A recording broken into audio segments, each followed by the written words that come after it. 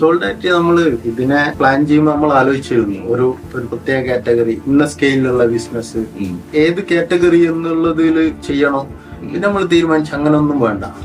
മൊത്തത്തിൽ എല്ലാ ബിസിനസ്സുകാരെയും, അത് ചെറിയ ബിസിനസ് നടത്തുന്ന സ്ട്രീറ്റ് വെൻഡേഴ്സ് മുതൽ വലിയ ആളുകൾക്ക് വരെ പങ്കെടുക്കണം.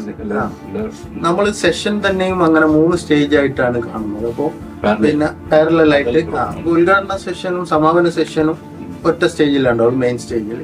ബാക്കിയുള്ള ഒരു 4 സെഷൻ സമാന്തരമായി 3 സ്റ്റേജുകളിലായി നടക്കും.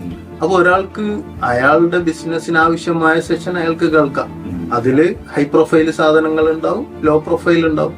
പിന്നെ എന്തായാലും വിഷൻ എന്നൊക്കെ പറയുന്നത് ബിസിനസ്സിൽ മൊത്തത്തിൽ എല്ലാവർക്കും കൊടുക്കാൻ പറ്റുന്ന, ഒരു വലിയ ബിസിനസ്സുകാരൻ വന്നിട്ട് സംസാരിച്ചാലും അതിൽ ഏറ്റവും ചെറിയ ബിസിനസ്സുകാരനും ഏതോ സ്പാർക്ക് ചെയ്യുന്ന പോയിന്റുകൾ പിക്ക് ചെയ്യുക എന്നുള്ളതാണ്. ചിലപ്പോ ചെറിയൊരു സ്പാർക്കിൽ നിന്നുകൊണ്ട് വലിയ ബിസിനസ്സുകാരായി മാറുന്ന ആളുകളാണ്. അപ്പോൾ നമ്മൾ ഉദ്ദേശിക്കുന്നത് എല്ലാ ഓഡിയൻസും, ബിസിനസ് താല്പര്യമുള്ള ആർക്കും ഇതിൽ പങ്കെടുക്കും. ഇപ്പോൾ ബിസിനസ് ചെയ്തുകൊണ്ടിരിക്കുന്ന ആളുകൾ പറ്റും, അതേപോലെ MBA പോലുള്ള ബിസിനസ് കോഴ്സുകൾ ചെയ്യുന്ന സ്റ്റുഡൻസിന് പാർട്ടിസിപ്പേറ്റ് ചെയ്യാം. പിന്നെ ബിസിനസ്സുകാരുടെ മക്കളൊക്കെ ഉണ്ടാവും, ബിസിനസ്സിൽ ആക്റ്റീവായിട്ട് ഇൻവോൾവ് ചെയ്തൊന്നും തുടങ്ങിയിട്ടുണ്ടാവണമെന്നില്ല, പക്ഷെ അവര് ഇനി അവരാണ് ബിസിനസ് കൊണ്ട് നടക്കേണ്ടത്. അപ്പോൾ അങ്ങനെയുള്ള ആളുകളെ പാർട്ടിസിപ്പേറ്റ് ചെയ്യിക്കാം.